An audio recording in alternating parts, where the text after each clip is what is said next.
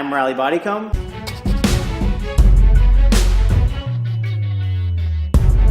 This is Stephen Goen.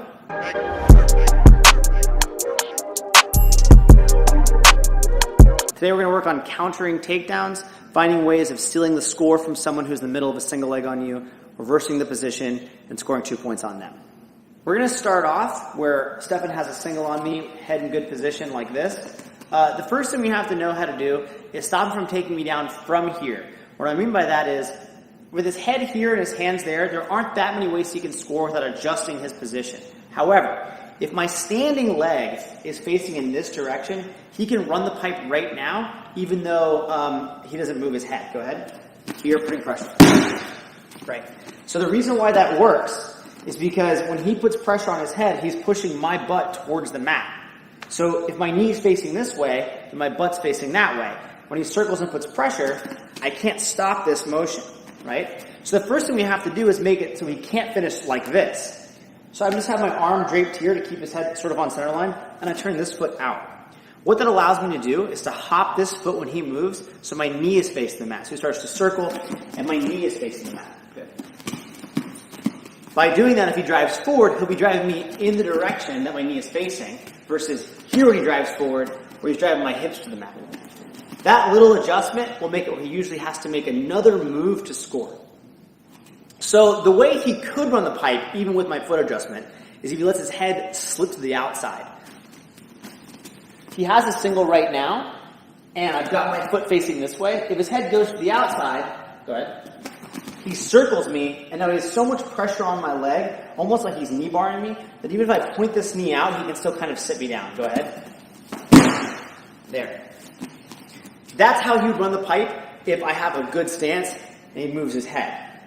If I really turn to adjust while he's doing that, it brings my standing foot closer to him, and so the act of running the pipe can also lead to him cutting to a double. So if we're here, he puts his head on the outside, I come here, drives, takes me down. So by putting his head on the outside, even when I'm in a good positioning, it lends itself to two basic takedowns. Running the pipe to double. And that's what we have to address today. And how can we stop those and counter them? So the first counter technique we're going to do today is called a switch.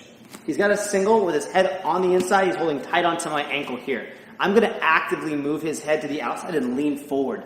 Now this seems like it would facilitate him running the pipe, but I'm going to reach over and get a connection on his leg here. If I have this connection, I'm leaning on his shoulder. If he's not super aggressive, I might be able to stomp this down and cut over and attack my own double. But if he really wants that takedown, he'll be hugging my leg tight. He's hugging my leg tight out here. I get in his face. I feel he's hugging my leg. So I'm going to lean into him the same way I would if I was hitting an arm drag. So if I was to grab his tricep here, throw my foot on the inside, and fall back at that angle, I'm doing basically the same thing. He's holding my leg out here. I make this connection.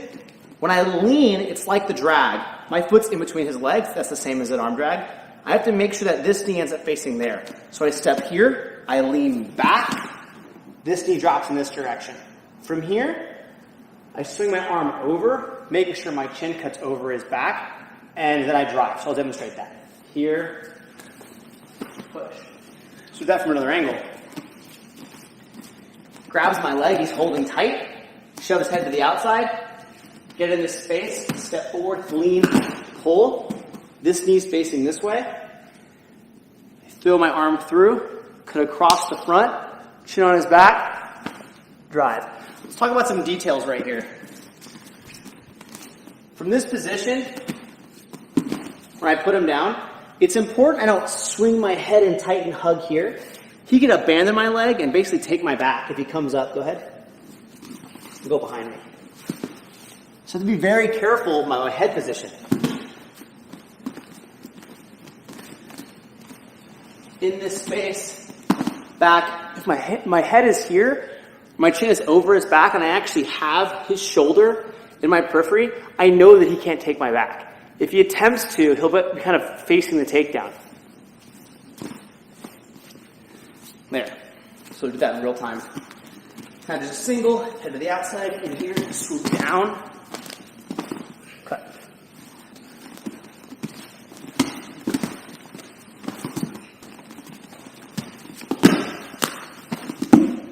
So a couple notes about the switch. When he grabs my leg and he's holding it tight and I push his head to the outside and lean forward, most people who come from Jiu-Jitsu will have an instinct to wrap this chin for a guillotine. The guillotine can work, but we want to talk about some issues with doing it from here. Because he's already in the shape to run the pipe, it's very likely that if he can stay on his feet while my foot's in the middle, he'll drop me off the front even if I have a tight guillotine. So we'll demonstrate that here. We go here, I go like this, I'm holding on tight, and he drops me off the front. Now let's say I've got a really tight grip and I don't fall off. As long as he stays on his feet, he can then take his hands up and just pry the arm off. And in Jiu-Jitsu rules, if he does that, he'll still score the 2. So we're here, I go like this, he'll still score. Later on in the instructional, we'll talk about a technique that will score and still allow me to finish the guillotine. So we'll get to that in a second. Another note about the switch. When I push his head to the outside and reach in here, I want to make sure that I'm not sitting with this hip to the mat. I don't want to sit like this. If I do, I would have to correct and turn to cut across, and I also don't get a good pull on him. So I'm actively stepping out and knocking this knee in. He's holding on my leg tight, I push this here, I step, and I lean this direction with my foot facing that way. This makes the transition to drive pretty easy. Over, across, drive. Okay, so the next technique we're going to do is called a funk roll. Now, the purpose of this move is a late game response when you've been caught in a double and there's really no chance of hitting a switch. And I'm going to explain why there's no chance of hitting a switch.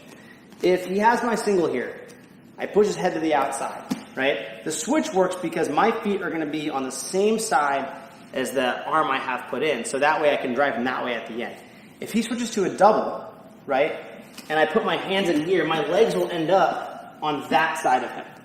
Which means even though I have my base and I've got my arm around his leg, I don't have an easy way to push him that direction. He would have to let go of my legs, let me walk my legs over to finish. So your switch stops being an option once he has a very tight double. Now if he had a loose double, like up here, theoretically I can hit a switch through his arm, let my leg swing this way. But once it's tight, go ahead and go to your knees and get like there. This is kind of done. So here's where we're going to do our funk roll. The funk roll is a complicated technique because it's going to break a lot of rules on defense.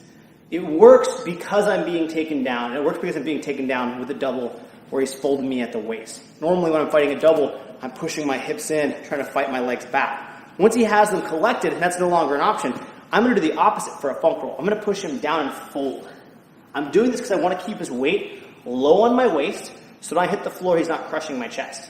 From this position, I'm going to shoot my hands to his leg, and I'm going to drop myself here. If you notice, his weight is still low on me. That was important. I'm going to start to pull and torque his knee here. Now, you'll see Stefan is adjusting his base. Go back, Stefan. If he's hugging my legs here, he starts to lose balance and has to use his head right there. So I expect a lot of times when I pull on this, that hand to come out. This part's important. I want Stefan to stay low. So when I transfer this leg over me and loop it, I don't want to pull his weight up like this. That's going to be a problem. So when I'm transferring to where his leg is in front of me, and I'm going to loop it with my elbow. I'm then going to swing out and turn completely away from him in this direction. So I'm facing the opposite direction that he is. By doing this with the leg lifted, he could try to back into me a little bit, but I can get even higher here. This would mean if he turned to face me, he'd be taking himself down, basically.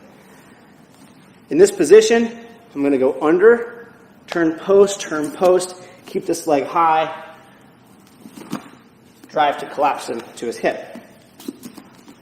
We'll go a little bit faster. So maybe he's on a single. I went out here, went to his knees, got a good double. I'm folding, attacking his head, rolling over, up, underneath, driving, tries to build back into me. I might have to come up here, driving, collapse him to his hip.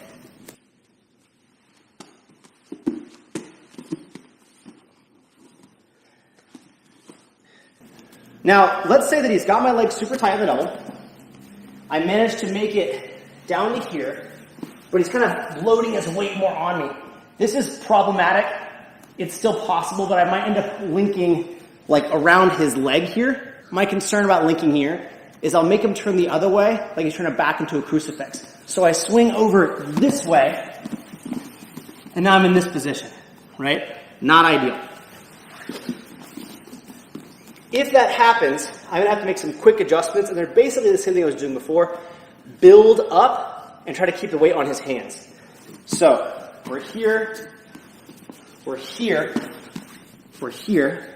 Now, once I swing over, I want to build up. And you see that he's still leaning backwards. Now, when I dump backwards, I want to keep this arm in tight so he can't grab a hold of it or seatbelt me. Backwards.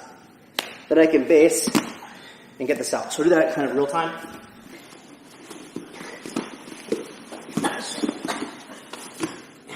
One thing to think about is that if I wait too long to initiate a funk roll and I'm really fighting backwards, it'll be hard to go back for it after we hit the floor. So if he goes on a double here and he's driving, I'm kind of fighting this way, and we go out here, his shoulder is really high in my chest.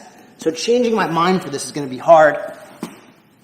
And then I'll go for that crossface. So you really want to recognize it early. I recommend when learning the technique and you're sparring a lot is just concede double so you can dive for it. So if Steph and I are sparring, he shoots a double here. Just roll him over so you can make it happen.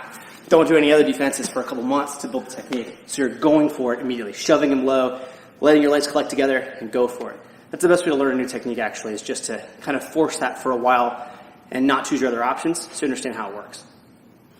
There's one thing that you said that helped is just maybe a drill to have a post looking away from you, post looking at your hand, because that's going to be an issue. It's going to be kind of going to do like this.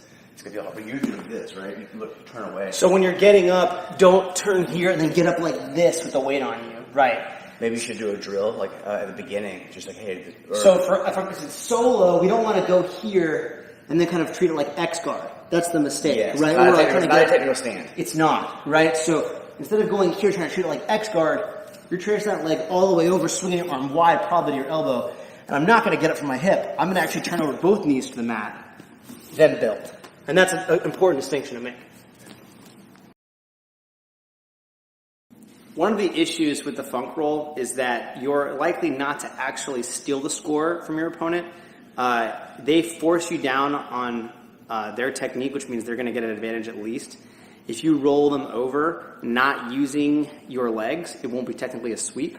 So most likely they'll score an advantage. You'll end up on top with no additional points. If you did it very quickly, some refs might score your takedown, but most likely it'll just be their advantage and you'll be on top with no points.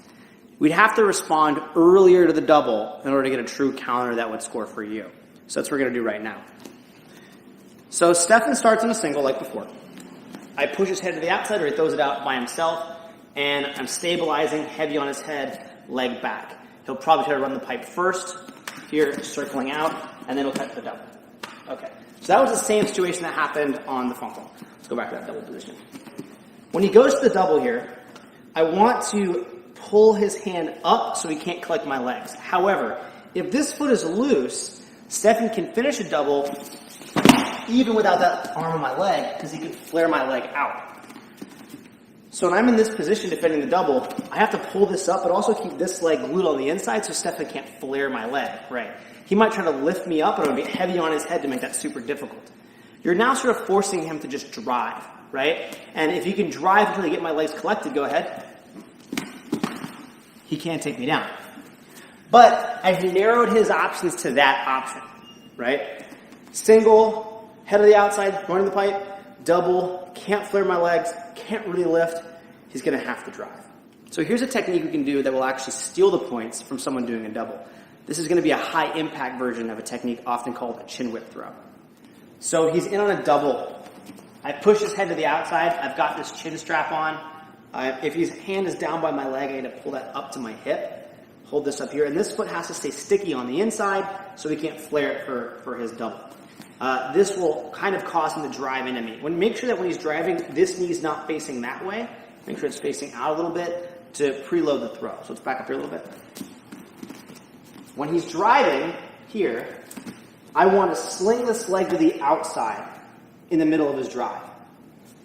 So it was here, he's pushing, sling. Now my knees are facing in that direction, and that's where his drive is going. Once that weight hits me, I'm going to first just let it collapse me so I can learn where is the point in which his weight is on me. So he's pushing, he's pushing, he's pushing. There. The next practice mode of this is swing my leg to the outside. When he loads that weight onto my leg and I collapse, turn a little bit so I guide him onto the mat. So he's pushing, we're here, turn, then fall like that.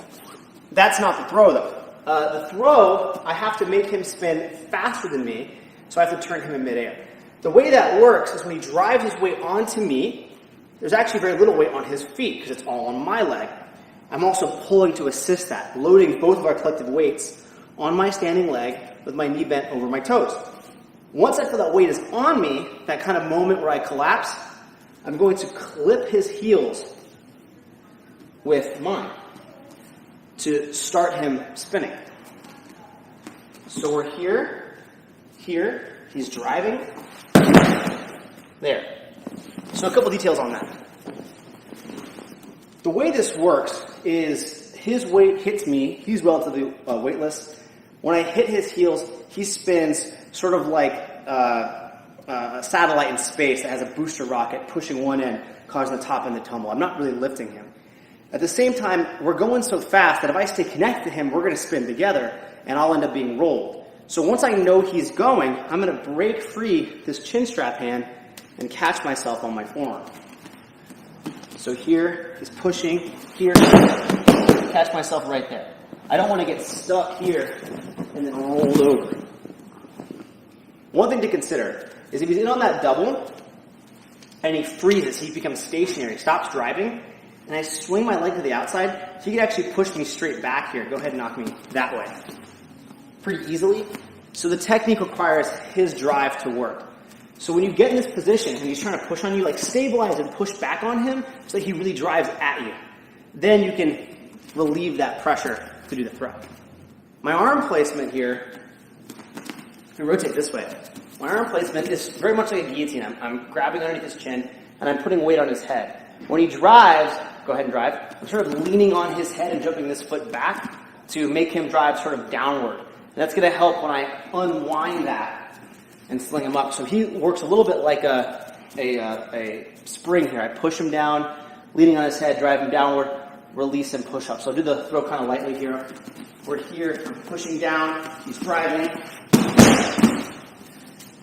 And you can either do what I did, choose not to land on him and be nice. In a match, you might want to put your weight down so you can settle in sort of a good top position.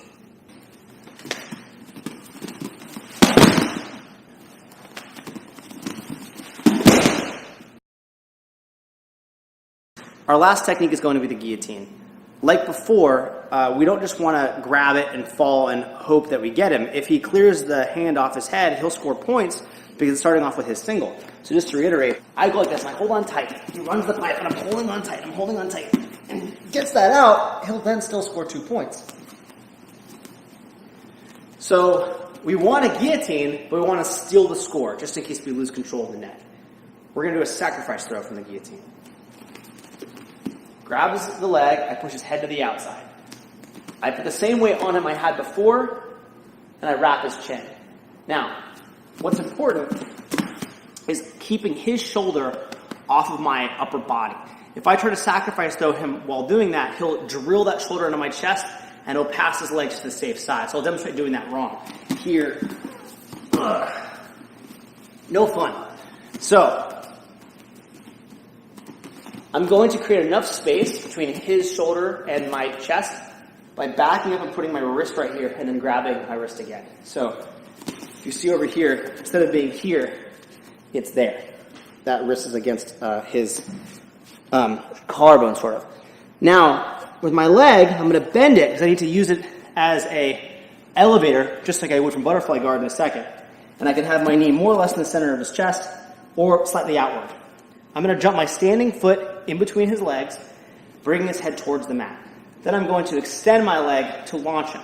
Once he hits the ground, I'm going to back roll to track him to a mount position. So here, here. Now I'm landing with my leg across and my foot underneath his hip. You could attempt to land and mount. The downside of that is if he tucks his knees in, You might land on some sort of guard and he can pry you off. However, the upside of landing in mount is if it's jiu-jitsu, you'll score 2 for the throw and then 4 for mount, and then have a guillotine. I'll do the whole move again. Here, outside.